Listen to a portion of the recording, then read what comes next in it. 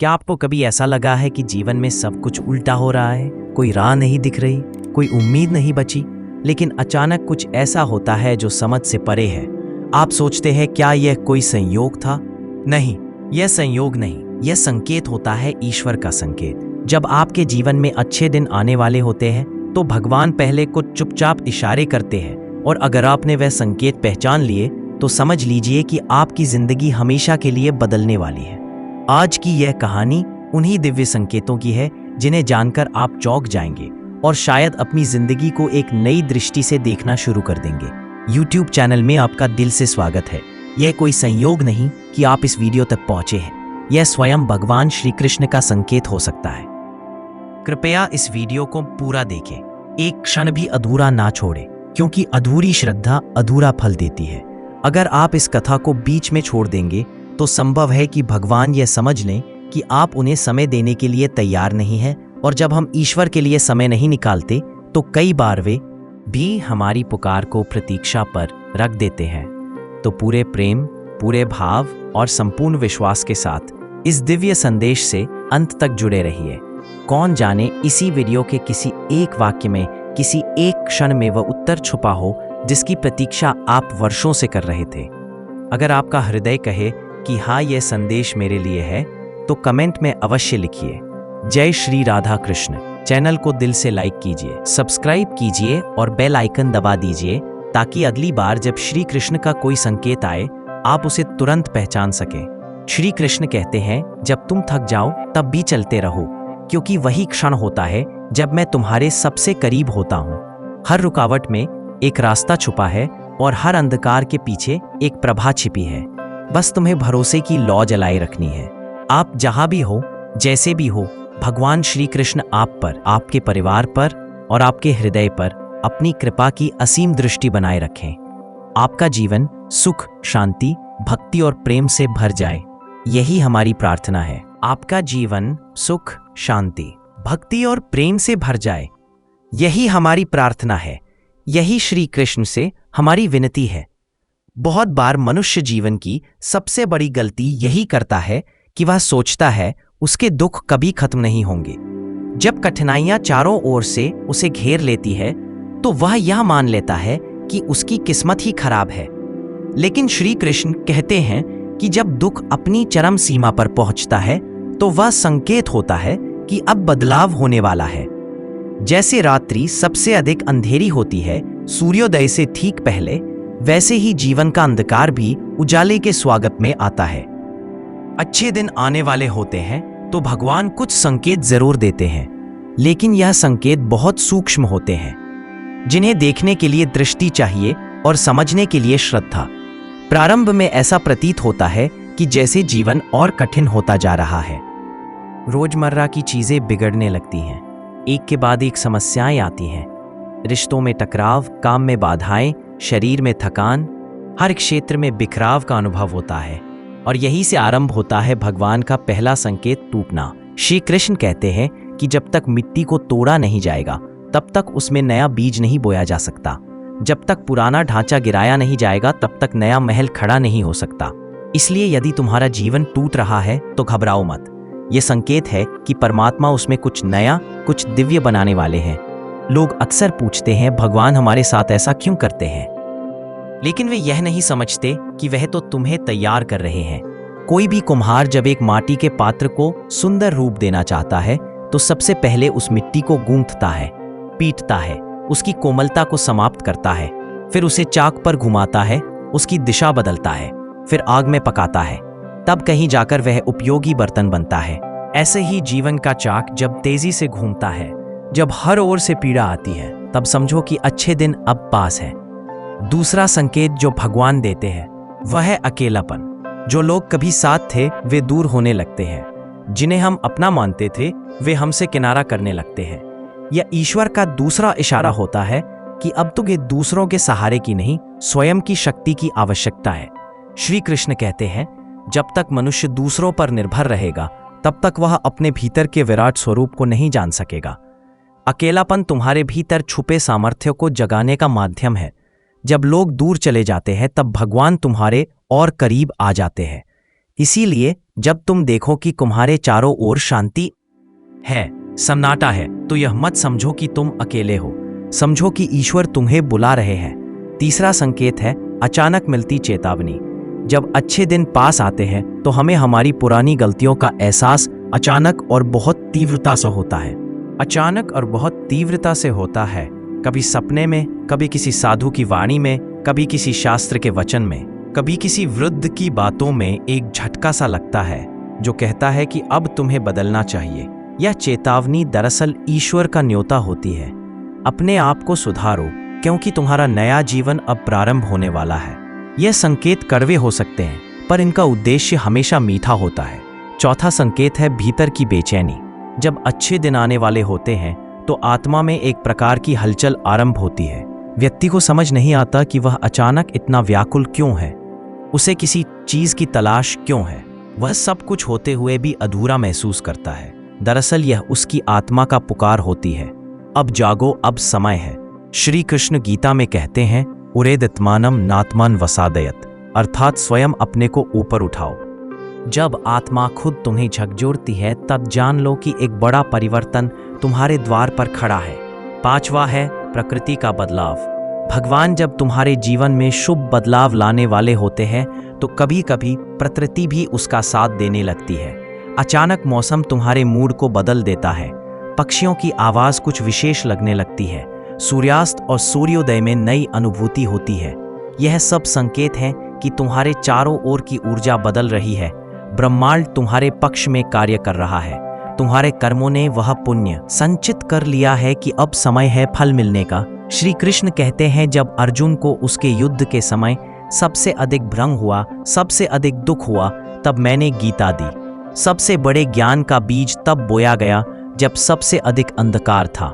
इसलिए जो लोग यह समझते हैं कि अभी तो सब उल्टा चल रहा है, उनके लिए यह सबसे बड़ी आशा की बात है। अब तुम तैयार हो।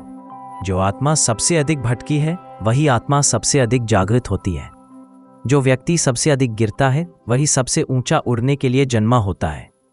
लेकिन इन संकेतों को पहचानने के लिए तुम्हें दो चीजों की आवश्यकता है, श्रद्धा और धैर्य।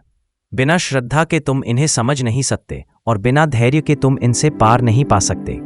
बहुत बार भगवान संकेत दे चुके होते हैं, लेकिन हम अपनी चिंता और निराशा में इतना खो जाते हैं कि उन्हें देख ही नहीं पाते।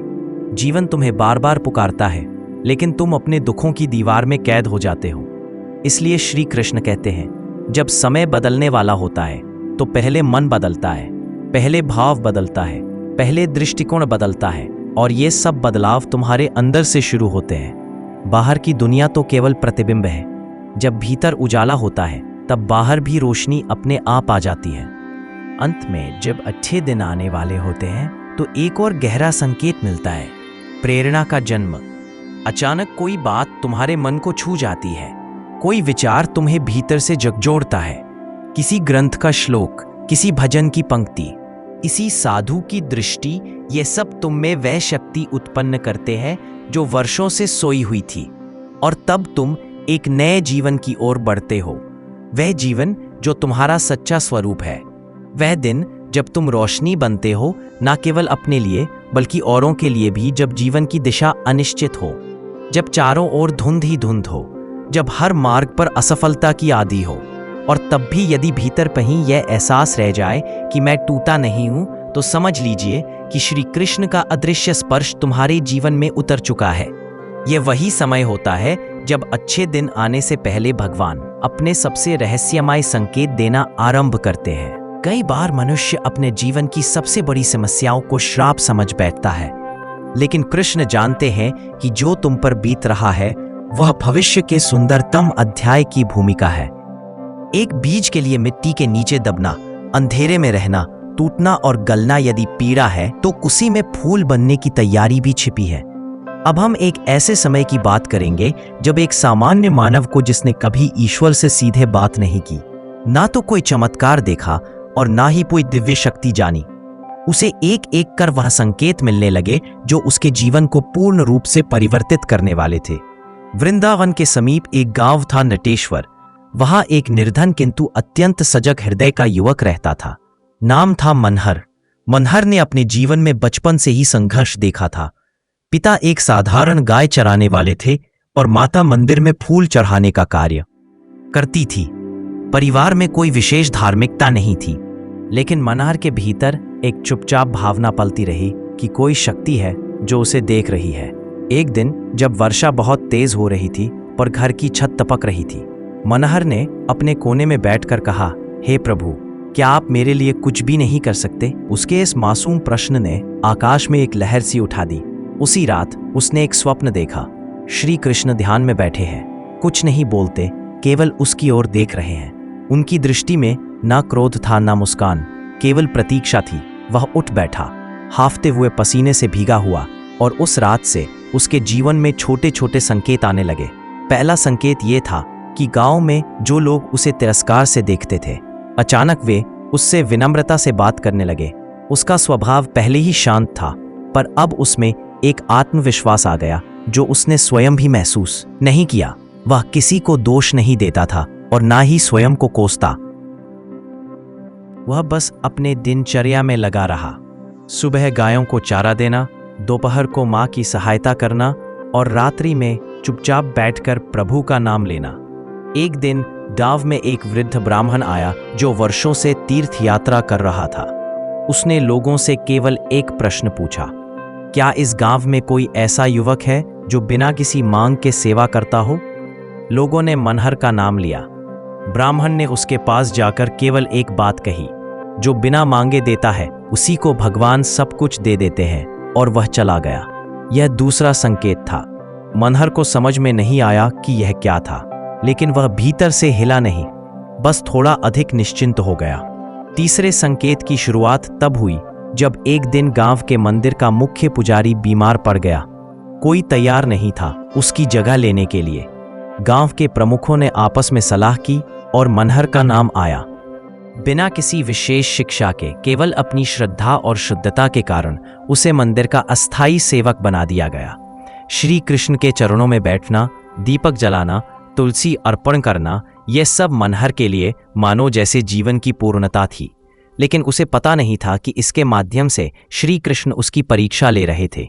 अब उसका जीवन बदलने लगा। मंदिर में आने वाले कई लोग उसे देखकर अद्भुत शांति अनुभव करने लगे। एक वृद्धा तो रो पड़ी और बोली, बेटा, मैं यहां से वर्षों से आती रही, लेकिन आज पहली बार मुझे लगा कि श्री कृष्ण यही हैं।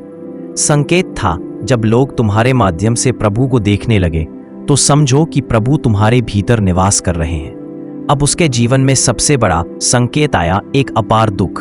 उसकी माता एक दिन अचानक बीमार पड़ी और कुछ ही दिनों में उनका देहांत हो गया। यह आघात उसके लिए असहनीय था। वह दिन भर मंदिर में बैठा रहा, आंखों से आंसू बहते रहे, लेकिन उसने एक भी शिकायत नहीं की। केवल इतना कहा, हे कृष्ण, यदि यह भी तुम्हारी इच्छा है तो मैं इसे भी वंदन करता हूँ। यही वह क्षण था जब श्री कृष्ण ने अपना सच्चा संकेत दिया। मंदिर के मुख्य पुजारी ने मनहर को बुलाया और कहा, बेटा, मैं अब और सेवा नहीं कर सकता। भगवान ने मेरे स्वप्न में आकर कहा है कि अब तुम ही उनके सेवक हो। अब यह मंदिर तुम्हारे हाथों में है। मनहर स्तब्ध रह गया।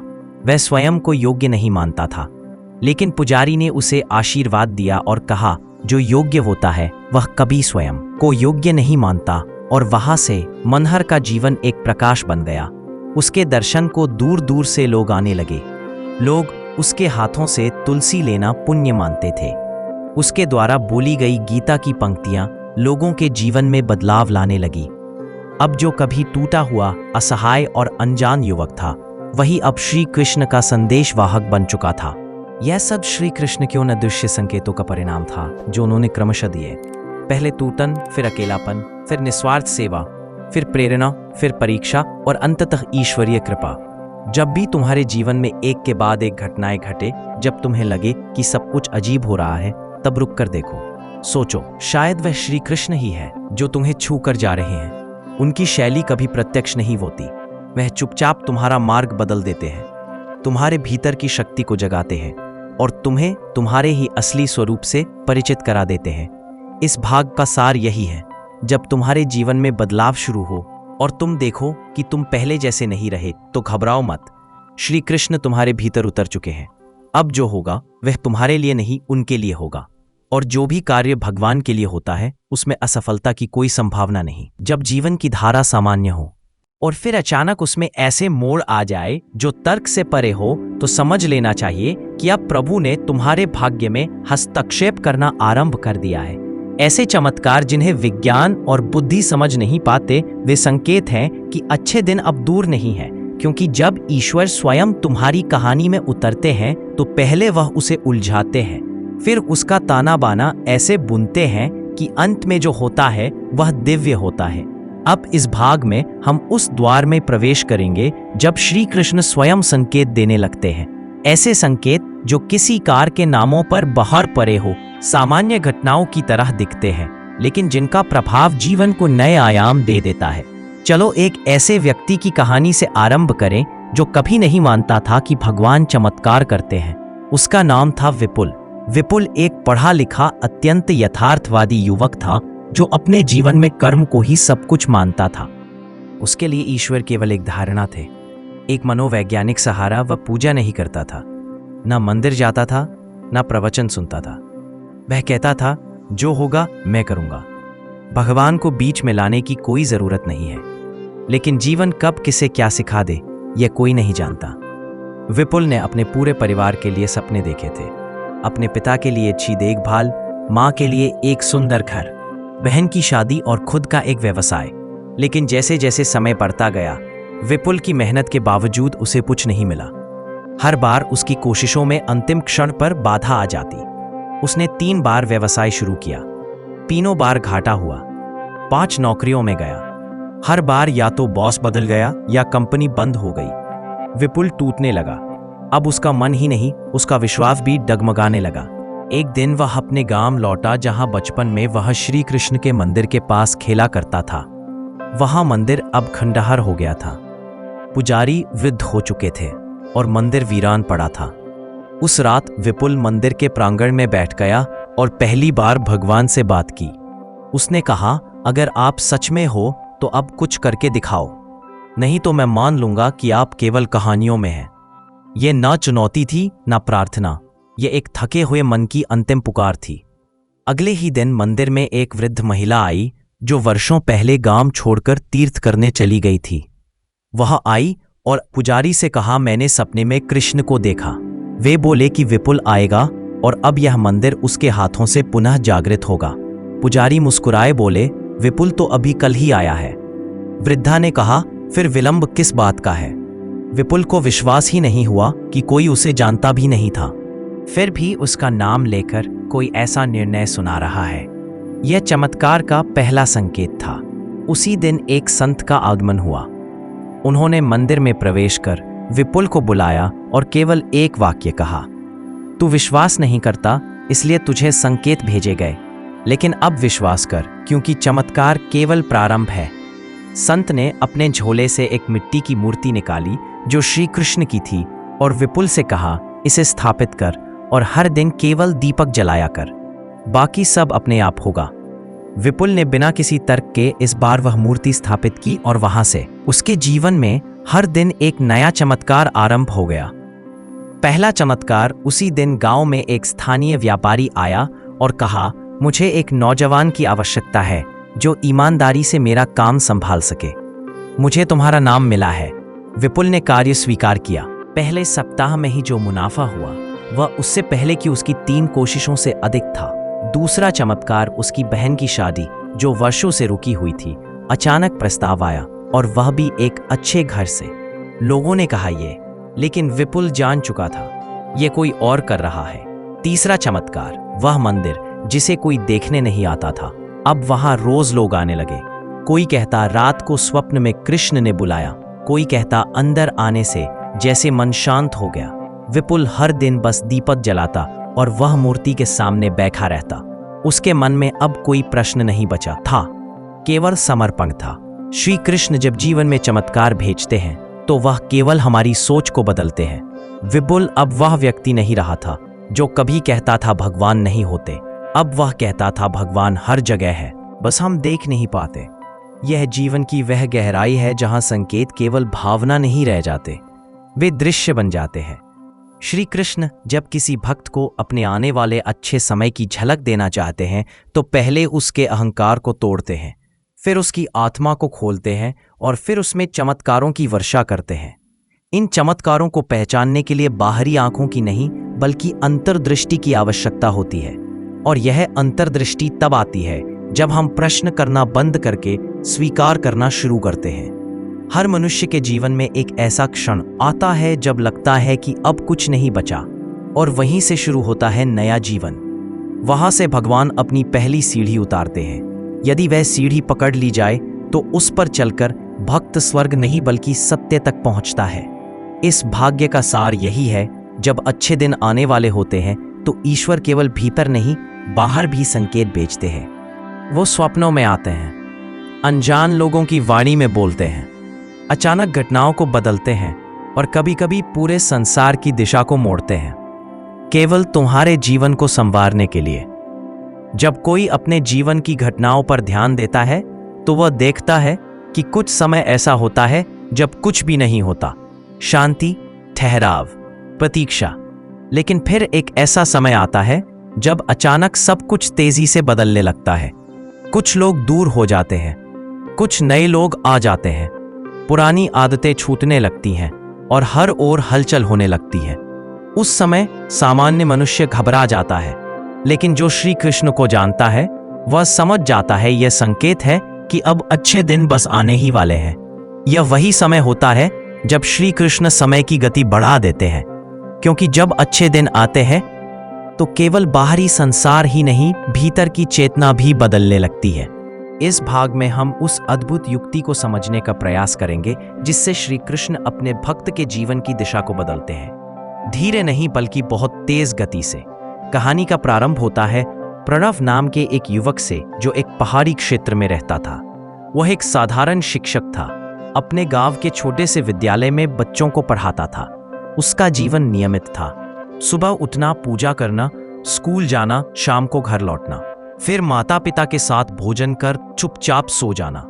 प्रणव का एक सपना था, वह एक दिन एक बड़ा लेखक बनना चाहता था, एक ऐसा लेखक जिसके शब्दों में लोगों को ईश्वर का स्पर्श मिले। उसने कई बार प्रयास किया, कविताएं लिखी, कहानियां लिखी, परंतु कभी किसी प्रकाशक ने उसे गंभीरता से नहीं लिया। धीरे धीरे उसका विश्वास डगमगाने लगा, लेकिन एक चीज वह कभी नहीं भूला, अपने कमरे में रखी श्री कृष्ण की वह तस्वीर जिसे वह हर दिन प्रणाम करता था और कहता, मुझे कुछ बड़ा नहीं चाहिए, बस मेरी लेखनी से किसी के आंसू पहुंच जाए। वर्षों तक कुछ नहीं हुआ, फिर एक दिन सब कुछ बदलने लगा, बहुत तेजी से। एक सुबह जब वह विद्यालय पहुंचा तो देखा कि विद्यालय का प्रबंधक आकर कह रहा है, सरकार इस स्कूल को बंद करने जा रही है, बच्चों की संख्या कम हो रही है और हमें अन्य विद्यालयों में उन्हें स्थानांतरित करना होगा। यह खबर सुनकर वह चौंक गया। जिस जीवन में स्थिरता थी वह अचानक डगमगाने लगा। उसी दिन जब वह घर लौटा तो एक संपादक का ईमेल मिला, आपकी पुरानी कहानी जो कभी आपने भेजी थी अब हमें मिली है, क्या आप इसे प्रकाशित करने की अनुमति देंगे? यह वह कहानी थी जिसे प्रणव ने 3 वर्ष पहले भेजा था और भूल चुका था। प्रणव भीतर से कांप गया, यह संयोग नहीं हो सकता। एक ओर नौकरी जा रही है और दूसरी ओर लेखनी का द्वार खुल रहा है। वह समझ नहीं पा रहा था क्या यह अच्छा है या बुरा। तीसरे दिन एक महिला आई जो एक प्रसिद्ध आध्यात्मिक संस्था की कार्यकर्ता थी। उसने प्रणव से कहा, हम आपके लेखन से बहुत प्रभावित हैं, क्या आप हमारे साथ यात्रा पर चल सकते हैं? हमें एक ऐसा लेखक चाहिए जो हिमालय के संतों की कहानियां लिख सके। अब तक 3 घटनाएं घट चुकी थी, नौकरी का अंत, लेखन का प्रारंभ और आध्यात्मिक बुलावा, और यह तीनों घटनाएं केवल 3 दिनों में घटी थी। प्रणव अब श्री कृष्ण की तस्वीर के सामने बैठ गया और चुपचाप बोला, क्या यह तुम्हारे संकेत हैं प्रभु? और उस रात उसे स्वप्न आया, श्री कृष्ण एक कमल पर बैठे हैं, मुस्कुरा रहे हैं और कहते हैं, जब अच्छे दिन आने वाले होते हैं तो पहले पुराने ढांचे तोड़े जाते हैं। समय की गति तेज कर दी जाती है ताकि तुम उस मार्ग पर जल्दी पहुंचा सको जहां मैं तुम्हारा इंतजार कर रहा हूं। प्रणव की आंखें नम हो गई। वह समझ चुका था यह बदलाव कोई सजा नहीं बल्कि श्री कृष्ण का संकेत है कि अब समय आ गया है। वह महिला के साथ चल पड़ा हिमालय की यात्रा पर। वहां संतों के साथ रहकर उन्होंने जो सत्य कहानियां बताई उन्हें प्रणव ने शब्दों में पिरोया। उसकी कहानियां अब आध्यात्मिक पत्रिकाओं में प्रकाशित होने लगी। लोग उसकी लेखनी से जुड़ने लगे। हर कहानी में प्रभु के संकेत, कर्मों की गहराई और भक्ति की मधुरता होती। 1 वर्ष में ही प्रणव एक प्रसिद्ध लेखक बन गया, लेकिन ना अहंकार आया ना दिखावा। वह आज भी श्री कृष्ण की उसी तस्वीर के सामने बैठकर कहता, मैं कुछ नहीं, केवल कलम हूं, स्याही तो तुम हो प्रभु। जब समय तेज दौड़ने लगे, जब हर ओर बदलाव आने लगे, तो वार का नृत्य मनुष्य को घबराना नहीं चाहिए। वह समय प्रभु के आने की घोषणा है। जैसे तूफान से पहले समुद्र चुप हो जाता है, वैसे ही अच्छे समय से पहले जीवन हिल जाता है। श्री कृष्ण जब तुम्हारे भीतर का बदलाव चाहते हैं तो बाहर की दुनिया को हिला देते हैं, ताकि तुम भीतर की ओर ध्यान दो। उनका संकेत यही है, तो वहीं रुका ना रह जाए जहां तू था, क्योंकि मैंने तेरे लिए आगे कुछ बहुत सुंदर रखा है। यह गति तुम्हें उड़ान के लिए तैयार करती है। यह परिवर्तन तुम्हें स्वयं से मिलाने आता है। इस भाग्य का सार यह है, जब अच्छे दिन पास होते हैं तो ईश्वर समय की चाल को तेज कर देते हैं। तब सब कुछ अस्थिर लगता है, पुराने रिश्ते टूटते हैं, नई भूमिकाएं आती हैं, जीवन की गति तेज हो जाती है, ताकि तुम प्रभु के पास जल्दी पहुंच सको। मनुष्य की चेतना सीमित हो सकती है, पर उसकी आत्मा अनंत से जुड़ी होती है। और जब अच्छा समय आने वाला होता है तो सबसे पहले वह आत्मा ही संकेत प्राप्त करती है। यह संकेत शब्दों में नहीं होता, किसी समाचार में नहीं होता, ना ही किसी भविष्यवाणी में। यह होता है एक मौन अनुभव जो व्यक्ति के हृदय को बिना किसी कारण के आनंदित कर देता है। यह वही समय होता है जब व्यक्ति कहता है, मुझे कुछ पता नहीं क्यों, लेकिन आज दिल बहुत हल्का लग रहा है। वह नहीं जानता कि यह उसका मन नहीं, उसकी आत्मा है जो भविष्य को देखकर प्रसन्न हो रही है। इस भाग में हम ये जानने का प्रयास करेंगे कि आत्मा को कैसे पहले से आभास हो जाता है कि अब कुछ सुंदर आने वाला है, और कैसे श्री कृष्ण अपने प्रिय भक्तों को भीतर से पहले तैयार करते हैं, फिर बाहर की दुनिया को बदलते हैं। इस कथा की नायिका है नैना। नैना एक सामान्य लड़की थी, ना अधिक पढ़ी लिखी, ना अधिक तत्वाकांक्षी, लेकिन एक चीज थी जो उसे विशेष बनाती थी, उसका सादा, शांत और ईश्वरमय मन। नैना का जीवन बचपन से ही संघर्षों से भरा था। पिता का जल्दी निधन हो गया था, माँ सिलाई करके घर चलाती थी, और नैना ने भी छोटी उम्र से ही काम करना शुरू कर दिया था। लेकिन इन संघर्षों ने उसके भीतर कोई कटुता नहीं भरी, बल्कि उसने ईश्वर से रिश्ता बना लिया। उसका विश्वास था, प्रभु सब जानते हैं, बस धैर्य रखना चाहिए। एक दिन की बात है, सुबह सुबह नैना का मन अत्यंत शांत और प्रसन्न था। उसने माँ से कहा, मुझे नहीं पता क्यों, पर आज भीतर से बहुत आनंद आ रहा है। माँ ने मुस्कुराकर कहा, जब आत्मा प्रसन्न हो तो समझो कुछ अच्छा आने वाला है। वास्तव में नैना की आत्मा पहले से जान चुकी थी कि जीवन में अब एक नया अध्याय शुरू होने वाला है, और यही वह संकेत है जो प्रभु पहले अपने सच्चे भक्तों को देते हैं। नैना उस दिन मंदिर गई। वहां उसकी मुलाकात एक वृद्ध महिला से हुई, जिन्होंने कहा, बेटी मुझे नहीं पता क्यों, पर तुम्हारा चेहरा देखकर लगता है जैसे प्रभु ने तुम्हें किसी कार्य के लिए चुना है। नैना ने सिर झुका लिया। अगले दिन उसे एक फोन आया। एक स्थानीय एनजीओ ने उसे एक छोटी सी लाइब्रेरी में सहायक की नौकरी दी। वहां उसका कार्य था छोटे बच्चों को किताबें पढ़ाना, उन्हें कहानी सुनाना। नैना को पढ़ने पढ़ाने में पहले से ही रुचि थी, और यह नौकरी मानो उसके लिए ही बनी थी। वहां उसने कुछ कहानियां खुद लिखना शुरू किया। ईश्वर, करुणा, माँ बेटी के संबंध, आत्मा और प्रेम पर। उन कहानियों को पढ़कर बच्चे मंत्रमुग्ध हो जाते। 3 महीने में ही संस्था के एक पदाधिकारी ने उसकी कहानियां पढ़कर एक लेखक से साझा की, और फिर जो हुआ वह नैना ने कभी कल्पना में भी नहीं किया था। एक बड़े प्रकाशन संस्थान से प्रस्ताव आया, हम आपकी कहानियां प्रकाशित करना चाहते हैं, क्या आप तैयार हैं? नैना अक थी। जो लड़की कभी एक स्कूल भी ठीक से नहीं जा पाई, अब उसकी कहानियां प्रकाशित होने वाली थी। फिर एक दिन जब वह श्री कृष्ण के मंदिर में बैठी थी, तो उसके सामने एक स्वप्न आया, जिसमें श्री कृष्ण कह रहे थे, मैंने सुना था तेरी पुकार, जब तू चुपचाप बर्तन मांजती थी और फिर भी मुझे याद करती थी। आज तेरा समय आ गया है। नैना रो पड़ी। वह जान गई, यह जो आनंद भीतर पहले से आ रहा था, यह वही आत्मिक संकेत था जिसे भगवान भेजते हैं। जब अच्छा समय आने वाला होता है तो भगवान पहले आत्मा को स्पर्श करते हैं ताकि मन तैयार हो जाए, और जब समय बदल जाए तो भक्त अचरज में ना पड़ जाए। नैना की कहानियां अब पूरे देश में पढ़ी जाती हैं। वह कहीं नहीं जाती, ना मंचों पर ना टीवी पर। वह आज भी उसी छोटे मंदिर के कोने में बैठकर श्री कृष्ण से कहती है, हे प्रभु, आप जो बिना कहे सब कहते हो, मैं वही सुनती रहूं। क्योंकि अच्छे दिन केवल पैसे, प्रसिद्ध और सुविधा नहीं लाते, वे आत्मा की पूर्णता लाते हैं। जब मनुष्य भीतर से जान जाता है कि मैं अब उस समय में हूं जहां प्रभु का हाथ मेरे सिर पर है, तब वही उसका सबसे बड़ा दिन होता है। इस भाग का सार यही है, जब अच्छे दिन आने वाले होते हैं तो सबसे पहले आत्मा संकेत प्राप्त करती है। व्यक्ति को अचानक लगने लगता है कि भीतर कुछ बदल रहा है।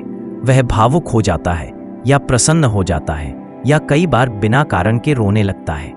यह रोना दुख का नहीं होता, या होता है प्रभु के स्पर्श का। श्री कृष्ण जब किसी को अच्छे समय की ओर ले जाते हैं तो पहले उसके हृदय में श्रद्धा और सुकून की एक बूंद टपकाते हैं, और वही बूंद धीरे धीरे सागर बन जाती है। जब मनुष्य का जीवन अच्छे दिनों की ओर अग्रसर होता है तो सबसे पहले एक अद्भुत प्रक्रिया शुरू होती है। पुराने कर्म धीरे धीरे समाप्त होने लगते हैं।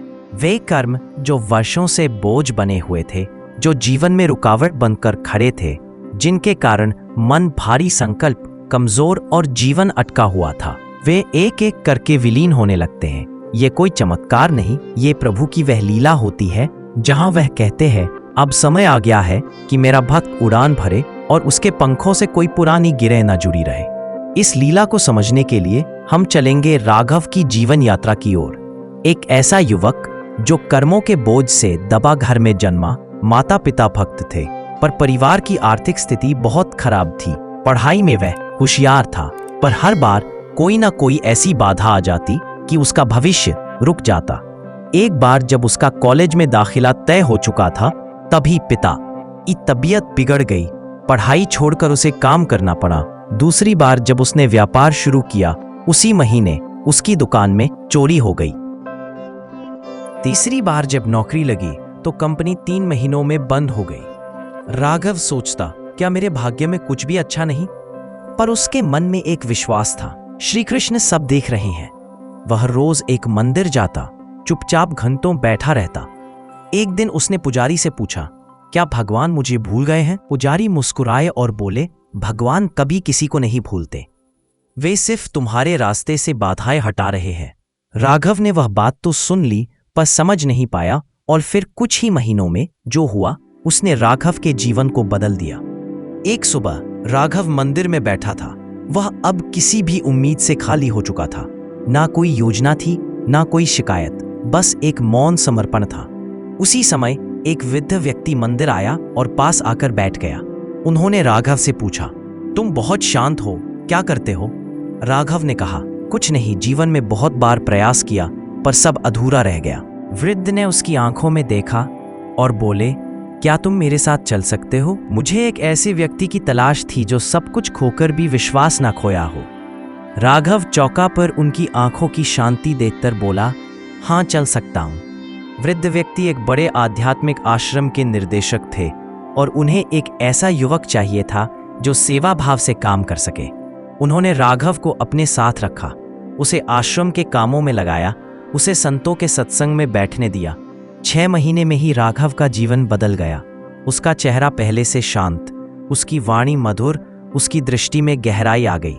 और फिर एक दिन आश्रम में एक आयोजन था, एक महान संत का प्रवचन जिसमें हजारों लोग आए थे। प्रवचन के बाद अचानक माइक खराब हो गया और आयोजक घबरा गए। तब वृद्ध महात्मा ने कहा, राघव तुम जाओ और सबको प्रभु के नाम से कुछ सुना दो। राघव ने कुछ नहीं सोचा, बस गया, और जो श्री कृष्ण के मंदिर में बैठ बैठकर उसने भीतर महसूस किया था वही सुनाने लगा। उसकी वाणी में करुणा थी, शब्दों में सच्चाई और आवाज में कृष्ण का नाम। हजारों लोग मौन सुनते रहे। उसी दिन एक बड़े आध्यात्मिक चैनल ने उसे आमंत्रित किया, आप हमारे साथ जुड़िए, हम चाहते हैं कि आप हर सप्ताह प्रभु के नाम पर बोलें। राघव का जीवन उस क्षण से बदल गया। लेकिन सबसे अद्भुत बात यह थी कि इस बदलाव से पहले ही उसके जीवन की सारी पुरानी समस्याएं, कर्ज, मुकदमे, रिश्तेदारों की दुश्मनी, मन की अशांति, सब धीरे धीरे ऐसे समाप्त होने लगी जैसे पतझड़ में पत्ते झड़ते हैं। जड़ में डाबका ही पैर पाती, पेप की सभी में प्याता पाती। वह सोचता मैंने तो कुछ किया ही नहीं, सब खुद ब खुद होता गया। और तब उसे पुजारी की बात याद आई, भगवान तुम्हारे रास्ते की बाधाएं हटा रहे हैं। अब राघव समझ चुका था, जब अच्छे दिन आने वाले होते हैं तो पहले प्रभु तुम्हारे पुराने अधूरे कर्मों को धीरे धीरे समाप्त करते हैं। तुम्हारे उन कर्मों को जो तुम्हारी उड़ान में अड़चन बनते, उन रिश्तों को जो अब साथ नहीं देने चाहिए, उन आदतों को जो आत्मा को जंजीर में बांधे हुए थी, सबको एक एक करके हटा देते हैं। श्री कृष्ण की यह लीला अदृश्य होती है। वे एकांत में तुम्हारे भविष्य की तैयारी करते हैं। तुम सोचते हो कि जीवन रुक गया है, पर वह भीतर ही भीतर साफ किया जा रहा होता है, जैसे कोई मंदिर में आने से पहले झाड़ू लगा रहा हो, दीपक सजा रहा हो। इस भाग्य का सार यही है, जब अच्छे दिन आने वाले होते हैं तो पुराने कर्म तुम्हारे जीवन से ऐसे हटने लगते हैं जैसे कोई प्रभु स्वयं आकर बोझ उतार रहे हो, और तब तुम्हें लगता है अब मैं हल्का हूं, अब कुछ अच्छा जरूर होगा। जब अच्छे दिन आने वाले होते हैं तो प्रभु न केवल तुम्हारे कर्मों को शुद्ध करते हैं, आत्मा को संकेत देते हैं, बल्कि वे तुम्हारे जीवन में कुछ विशेष लोगों को भी भेजते हैं। ऐसे लोग जो तुम्हें ऊपर उठाते हैं, तुम्हारे मन की गांठें खोलते हैं, तुम्हें प्रोत्साहन देते हैं और तुम्हारे भविष्य का द्वार खोलने में ईश्वरीय भूमिका निभाते हैं। यह लोग साधारण दिखते हैं पर भीतर से भेजे हुए होते हैं। यह होते हैं प्रभु के दूत। इस भाग की नायिका है रेवती। रेवती एक शिक्षिका थी। साधारण वेतन, साधारण जीवन, साधारण सपने। वह छात्रों को सिर्फ पाठ्यक्रम नहीं पढ़ाती थी, वह उन्हें जीवन सिखाती थी, धैर्य, ईमानदारी और आस्था। उसकी बातों में एक अलग शांति होती थी, मानो कोई बहुत पुरानी आत्मा बोल रही हो। लेकिन उसका अपना जीवन बहुत टूट चुका था। उसका विवाह विफल हुआ था, संतान नहीं हुई और उम्र के साथ अकेलापन बढ़ रहा था। वह रोज श्री कृष्ण के सामने बैठती और कहती, प्रभु मैंने किसी का बुरा नहीं चाहा, फिर भी मेरे जीवन में सब कुछ अधूरा क्यों है। और तब शुरू हुई एक अदृश्य लीला। श्री कृष्ण ने उसे सुन लिया था। रेवती को स्कूल से एक दिन निर्देश मिला कि उसे पास के एक ग्रामीण स्कूल में 1 महीने की विशेष कार्यशाला के लिए भेजा जा रहा है।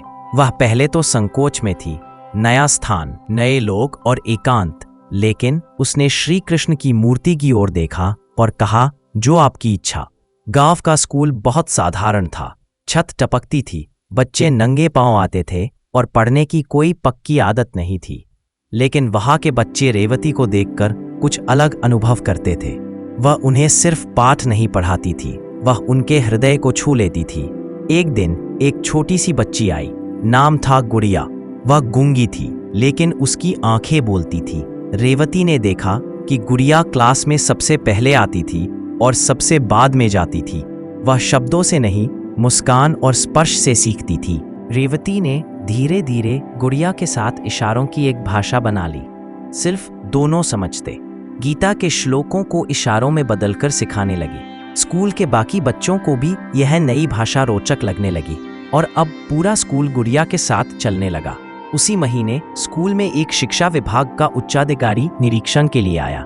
उसने देखा कि एक साधारण गांव की स्कूल में एक शिक्षिका ने गूंगी बच्ची के लिए इशारों की श्री कृष्ण केंद्रित शिक्षा विधि विकसित की है और सारे बच्चे उसमें रुचि ले रहे हैं। उन्होंने रेवती से पूछा, क्या आप इस पद्धति को राष्ट्रीय स्तर पर प्रस्तुत करना चाहेंगी? रेवती हतप्रभ रह गई और तब कुछ ही समय में रेवती की उस पद्धति पर एक डॉक्यूमेंट्री बनी। उसे राज्य स्तर पर सम्मान मिला और सबसे अद्भुत बात यह है कि गुड़िया को एक विशेष स्कूल में छात्रवृत्ति के साथ प्रवेश मिला, जहां बोलने और सुनने में असक्षम बच्चों को विशेष शिक्षा दी जाती थी। रेवती ने श्री कृष्ण की मूर्ति के सामने खड़े होकर बस इतना कहा, हे नंदलाल, मुझे नहीं पता था कि मेरी अकेलापन की रातों को आप इतना उजाला देंगे। और एक दिन उसके स्वप्न में श्री कृष्ण आए। उन्होंने कहा, मैं जानता हूं कि इसे कब किसके जीवन में भेजना है। तुम अकेली नहीं थी, मैं ही तुम्हारे रूप में तुम्हारे पास था। प्रभु का संकेत यही है, जब जीवन में अच्छे दिन आने वाले होते हैं तो ईश्वर ऐसे लोगों को तुम्हारे पास भेजते हैं या तुम्हें किसी के पास भेजते हैं ताकि तुम्हारे जीवन की दिशा बदले। वे कोई बड़े नाम नहीं होते, लेकिन उनके साथ तुम्हारा संपर्क ईश्वरीय होता है। कभी वे तुम्हारे शिक्षक बनते हैं, कभी छात्र, कभी कोई अजनबी जो बस एक शब्द कहकर चला जाता है, पर वह शब्द तुम्हारा जीवन बदल देता है। कभी वे कोई मित्र बनते हैं जो तुम्हें टूटने नहीं देता, और कभी जैसे रेवती के जीवन में गुड़िया, एक मासूम बच्ची जो प्रभु का जीवंत संदेश बनकर आई। प्रभु जानते हैं कि जीवन का सबसे बड़ा उपहार केवल धन, पद या प्रशंसा नहीं है, बल्कि वह मनुष्य है जो तुम्हें तुम्हारे श्रेष्ठ स्वरूप से मिलवाता है।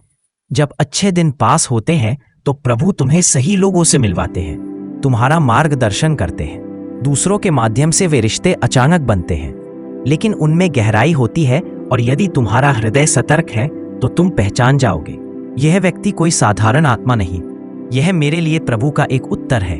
जब अच्छे दिन आने वाले होते हैं तो सबसे पहले जो परिवर्तन भीतर होता है वह होता है सोच का परिवर्तन। यह परिवर्तन बाहर से नहीं लाया जाता, यह भीतर से प्रस्फुटित होता है।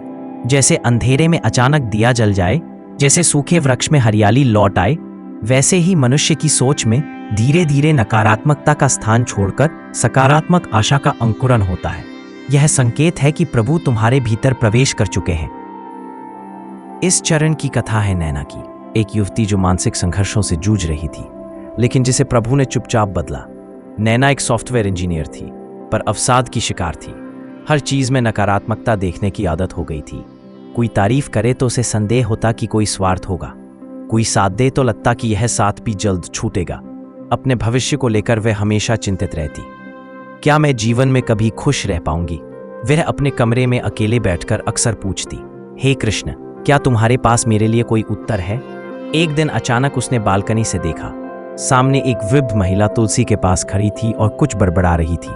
नैना ने पहली बार ध्यान से देखा। उनकी आंखों में चमक थी, पर चेहरे पर साधारण था। वह नीचे गई और पूछा, आप क्या कर रही थी? वृद्धा मुस्कुराई और बोली, तुलसी माँ को बताती हूँ कि अब बस कुछ ही समय की बात है, मेरे जीवन में उजाला आने वाला है। इसलिए मैं हर सुबह कहती हूँ, हे श्री कृष्ण, आज वो दिन हो सकता है जहाँ सब बदल जाए। नैना चौंकी, इतनी उम्र में इतनी आशा। उसने पूछा, आपको कैसे पता कि अच्छा समय आएगा? वृद्धा ने कहा, जब मेरे भीतर शब्दों की जगह आशाएं जन्म लेने लगी, जब मुझे शिकायत करने की बजाय प्रतीक्षा करने का मन होने लगा, तब समझ गई प्रभु मेरे भीतर काम कर रहे हैं। वह शब्द नैना को अंदर तक छू गए और उसी दिन से उसने तय किया, अब मैं हर सुबह यही कहूंगी, हे कृष्ण, हो सकता है आज वो दिन हो। उसके विचार धीरे धीरे बदलने लगे। पहले जो नकारात्मकता उसकी सुबह का हिस्सा थी, वह अब विचार नहीं बनती थी। वह अब हर परिस्थिति को देखने लगी एक संकेत के रूप में कि शायद यह भी श्री कृष्ण की कोई व्यवस्था हो। एक सप्ताह बाद ही उसके जीवन में छोटे छोटे परिवर्तन होने लगे। जिस प्रोजेक्ट में वह पिछड़ रही थी, उसमें सहकर्मी ने अनायास सहायता की। ऑन ऑफिस में, जिसे वह क्रोधित और कटु स्वभाव का मानती थी, वह व्यक्ति एक दिन उसके स्वास्थ्य की चिंता करते हुए चाय लेकर आया। धीरे धीरे नैना को समझ आने लगा, समस्या नहीं बदली, मैं बदल गई हूं और प्रभु मेरी सोच के माध्यम से मेरे लिए राह बना रहे हैं। कुछ सप्ताह में उसने अनुभव किया कि अब वह कम भयभीत है, ज्यादा शांत है और हर परिस्थिति में एक दिव्य उद्देश्य ढूंढने लगी है। एक दिन स्वप्न में श्री कृष्ण ने कहा, मनुष्य का जीवन तब नहीं बदलता जब परिस्थिति बदलती है, वह तब बदलता है जब उसकी दृष्टि बदलती है। और जब मैं तुम्हारे मन में नकारात्मकता से सकारात्मकता का दीप जलाता हूं, तब समझ लो अब तुम्हारे जीवन में रोशनी आने वाली है। जब अच्छे दिन पास आते हैं तो प्रभु सबसे पहले तुम्हारी सोच बदलते हैं। नकारात्मकता खुद ब खुद मिटने लगती है, उम्मीदें बिना कारण के जन्म लेने लगती हैं। और जब तुम बिना किसी कारण खुश रहने लगो, जब किसी उपलब्धि के भी भीतर से संतोष आने लगे, तो जान लो प्रभु तुम्हारे बहुत पास है। यह वह चरण है जहां जीवन अभी बाहर से वैसा ही दिखता है, समस्याएं बनी रहती हैं, कठिनाइयां कम नहीं होती, लेकिन तुम्हारा दृष्टिकोण बदल जाता है। और यही है सबसे बड़ा चमत्कार, क्योंकि श्री कृष्ण कभी सीधे आकर जीवन में हम कोशिश करते हैं, भागते हैं, योजनाएं बनाते हैं, फिर भी लगता है कि सभी दरवाजे बंद हैं, कोई रास्ता नहीं खुलता, कोई अवसर सामने नहीं आता और हम ठहर जाते हैं, थके हुए, टूटी उम्मीदों के साथ। पर जब अच्छे दिन पास आने लगते हैं तो यह स्थिति बदलती है। बिना किसी बड़े प्रयास के वह दरवाजे खुलने लगते हैं जो वर्षों से बंद थे, और तब समझ में आता है यह केवल संयोग नहीं, यह श्री कृष्ण का संकेत है। प्रणव चित्र बनाता था, दिव्य भावनाओं से प्रेरित श्री कृष्ण की छवियों से सजे हुए चित्र। उसके मन में बस एक ही बात थी, मेरे चित्रों के माध्यम से लोग कृष्ण के दर्शन करें और उनके मन में शांति उतरे। लेकिन उसके चित्रों को कोई मंच नहीं मिला। वह गली गली घूमता, प्रदर्शनियों में आवेदन करता, लेकिन हर बार जवाब एक ही मिलता, आपका काम अच्छा है लेकिन बाजार में बिकाऊ नहीं है। वह निराश नहीं हुआ, हर दिन चित्र बनाता और मंदिरों में जाकर उन्हें चुपचाप किसी को भेंट कर देता।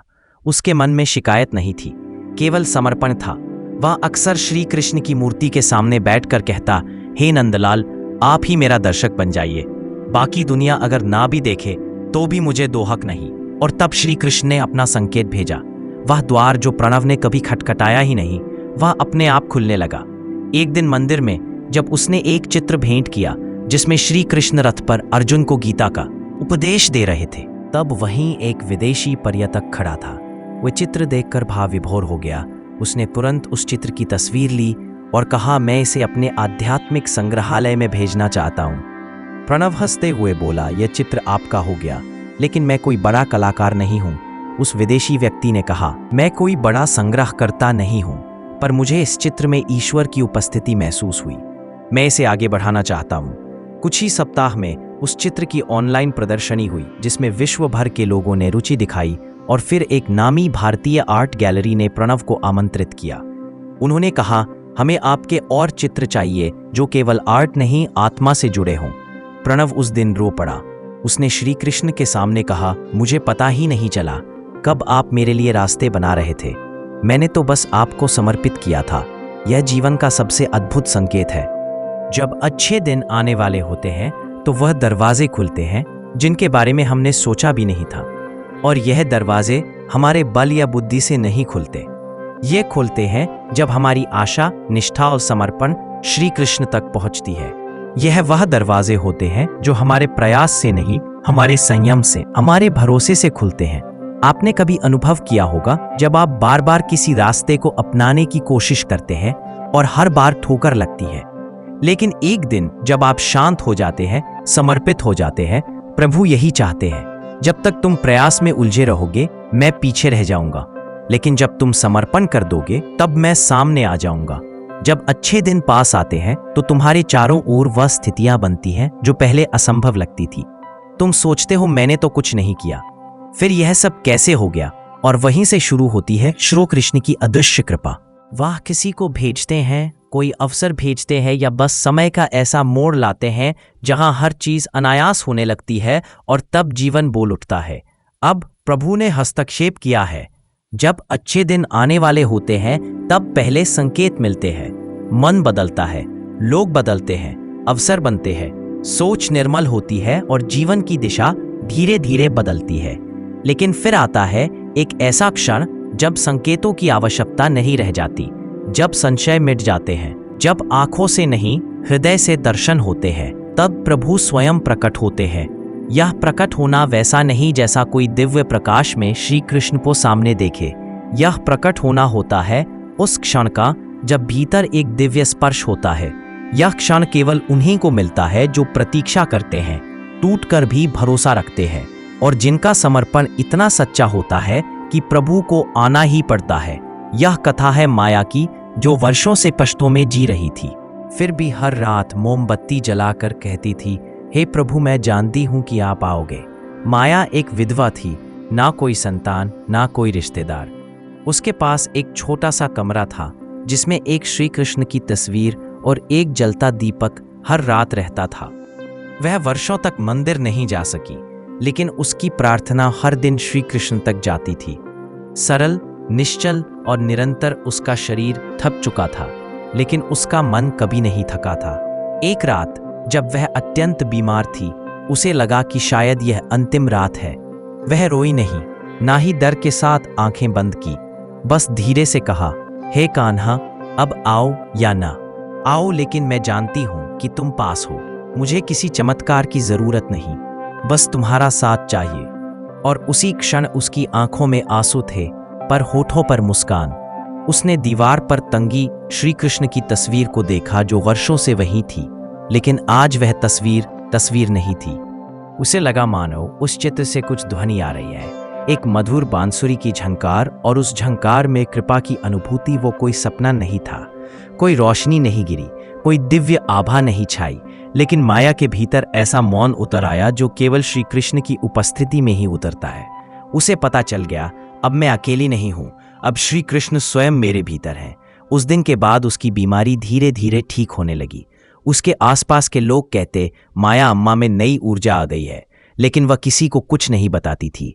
सिर्फ चुपचाप हर दिन श्री कृष्ण की तस्वीर के सामने बैठती और मुस्कुराती। एक दिन एक लड़की उसके पास आई और बोली, अम्मा आपके घर में बहुत शांति मेरी नहीं कान्हा की है। वो यहाँ है, बस दिखते नहीं।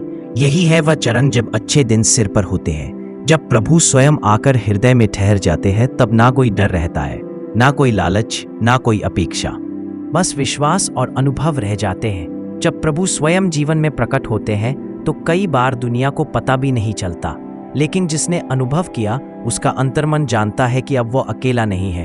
अब उसकी नया खुद श्री कृष्ण चला रहे हैं। यह कहानी केवल कहता नहीं, सिखाता है। प्रभु दूर नहीं होते, हमारी दृष्टि बंद होती है। जब हम रोशनी नहीं देखते तो समझो आंखें बंद है, ईश्वर नहीं। और जब हृदय की आंखें खुलती हैं तब प्रभु का साक्षात्कार होता है। इस पूरी कथा का सारांश यह है कि जब अच्छे दिन आने वाले होते हैं तो भगवान आपको संकेत देते हैं। पहले आपकी सोच बदलती है, फिर लोग बदलते हैं, फिर अवसर बदलते हैं, फिर राहें बनने लगती हैं और अंत में स्वयं भगवान प्रकट हो जाते हैं। इस श्रृंखला का हर भाग एक ऐसा अध्याय है जो बताता है, अगर आप रोशनी के लिए प्रतीक्षा करते हैं तो एक दिन खुद सूर्य आपके दरवाजे पर खड़ा हो जाता है। और श्री कृष्ण कहते हैं, मैं प्रतीक्षा में नहीं रखता, मैं परीक्षा में रखता हूँ। जो धैर्य से पास हो गया उसे मैं स्वयं दर्शन देता हूँ। यह कहानी केवल संकेतों की नहीं, आत्मा की यात्रा की थी। यह उस राह की कथा थी जो हम सभी जीवन में कभी ना कभी चलते हैं। जब हमें लगता है कि जीवन ठहर गया है, सब कुछ बिखर गया है और अब कोई आशा नहीं बची, पर उसी अंधकार में भगवान धीरे से प्रवेश करते हैं, चुपचाप किसी शोर के बिना, लेकिन इतने प्रभावशाली ढंग से कि जीवन की पूरी दिशा बदल जाती है। जब अच्छे दिन आने वाले होते हैं तब प्रभु कभी तुर ही नहीं बजाते। वे धीरे से हमारे जीवन में ऐसे परिवर्तन करना शुरू करते हैं कि हमें स्वयं भी समझ नहीं आता कि यह कृपा कब और कैसे प्रारंभ हुई। प्रारंभ में वह हमारे हृदय की सोच बदलते हैं, हमारी नकारात्मकता को चुपचाप काटकर उसमें सकारात्मकता की एक नन्ही किरण भरते हैं। जब कोई मनुष्य बिना कारण मुस्कुराना शुरू कर दे, जब बिना किसी उपलब्धि के भीतर शांति महसूस हो, तो समझ लीजिए कि प्रभु ने संकेत देना शुरू कर दिया है। यह संकेत बाहरी नहीं होता, ये भीतर घटित होता है और इसका प्रभाव संपूर्ण जीवन पर पड़ता है। जिस हृदय में भय रहता था वहां अब साहस होता है, जो भविष्य से डरता था वहां अब वर्तमान को स्वीकार करता है। इसके बाद भगवान हमारे जीवन में कुछ ऐसे लोग भेजते हैं जो हमारे मार्गदर्शक बनते हैं। कभी वह कोई वृद्धा होती है जो तुलसी के पास प्रार्थना करती है, कभी कोई अजनबी होता है जो हमारी कला को पहचानता है, और कभी कोई बालक जो बस मुस्कुराकर हमारे टूटे हुए दिल को जोड़ देता है। ये सभी दूत होते हैं, संकेत होते हैं, प्रभु की उस योजना के टुकड़े होते हैं जो हमारे लिए बन चुकी होती है, बस हम उसे देख नहीं पा रहे होते। और जब हम ये देखना शुरू कर देते हैं, वहां निकलते हैं, तब हमें महसूस होता है कि अब प्रभु हमें अकेला नहीं छोड़ रहे। फिर आता है वह चरण जब बिना प्रयास के रास्ते खुलने लगते हैं। जिस द्वार को हमने सैकड़ों बार खटखटाया और वह नहीं खुला, वही द्वार अब स्वतः खुलने लगता है। यह वह समय होता है जब आपकी निष्ठा, आपका धैर्य और आपका समर्पण फलीभूत होता है। यह चमत्कार नहीं बल्कि प्रभु की योजना का स्वाभाविक परिणाम होता है, क्योंकि जब तुम अपने मन को प्रभु के चरणों में समर्पित कर देते हो, तब वह खुद तुम्हारी नया को खेलने के लिए सामने आ जाते हैं। तब कोई बाधा, कोई रुकावट तुम्हें रोक नहीं सकती, क्योंकि अब तुम्हारी गति में मनुष्य नहीं, स्वयं भगवान है।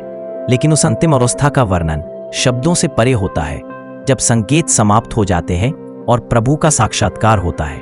यह साक्षात्कार किसी प्रकाश में, किसी मूर्ति में, किसी मंदिर में नहीं होता, यह होता है तुम्हारे भीतर। यह तब होता है जब तुम मृत्यु के समीप भी मुस्कुरा सकते हो, जब रोग में भी प्रभु का आभास कर सको, जब अकेलेपन में भी तुम्हें लगे कि कोई हर क्षण तुम्हारे साथ चल रहा है। यह वो क्षण होता है जब तुम श्री कृष्ण को देखने नहीं, जीने लगते हो, जब उनका नाम केवल जपने के लिए नहीं, सांसों में बसने के लिए हो जाता है। जीवन की सच्चाई यही है कि अच्छे दिन अचानक नहीं आते, वे पहले अपने संकेत भेजते हैं और जो इन संकेतों को समझ लेता है वह प्रभु के मार्ग को पकड़ लेता है। और फिर धीरे धीरे वह दिन आता है जब तुम्हें यह कहने की जरूरत नहीं पड़ती कि हे कृष्णा आओ, क्योंकि तब तुम समझ जाते हो कि वह कभी गए ही नहीं थे। वह सदा से तुम्हारे पास थे, बस तुम्हारी आंखें बंद थी, तुम्हारा हृदय संदेहों से भरा था। और जब वह सब हट जाता है, जब विश्वास स्थिर हो जाता है, तब हर दिन अच्छा हो जाता है, हर क्षण दिव्य हो जाता है और जीवन का हर दृश्य श्री कृष्ण की लीला जैसा प्रतीत होता है। यह कहानी इसी सत्य पर समाप्त होती है कि जब अच्छे दिन आने वाले होते हैं तो भगवान पहले मन बदलते हैं, फिर परिस्थिति, फिर दिशा और अंत में खुद प्रकट हो जाते हैं। यह प्रकट होना संसार के लिए अदृश्य होता है, लेकिन उस आत्मा के लिए यह सबसे बड़ा दर्शन होता है, सबसे बड़ा उत्सव होता है। यह समापन केवल इस कथा का नहीं, उस यात्रा का है जो हर भक्त अपने जीवन में करता है। और जो भक्त इस यात्रा में श्री कृष्ण के संकेतों को पहचान लेता है, उसके जीवन में कभी अंधकार नहीं रहता, क्योंकि फिर वह जान जाता है जहां संकेत है वहां श्री कृष्ण है, और जहां श्री कृष्ण है वहां हर दिन अच्छा है। और तो मित्रों, यह थी आज की कथा, एक ऐसी यात्रा जो हमें यह सिखाती है कि जीवन चाहे जितना कठिन क्यों ना हो, जब हम विश्वास के दीपक को जलाए रखते हैं तो भगवान स्वयं हमारे जीवन की नाव खींचे आ जाते हैं। अगर इस कहानी ने आपके मन को छुआ हो, अगर किसी वाक्य ने आपको सोचने पर मजबूर किया हो, या किसी क्षण ने आपकी आत्मा में शांति भर दी हो, तो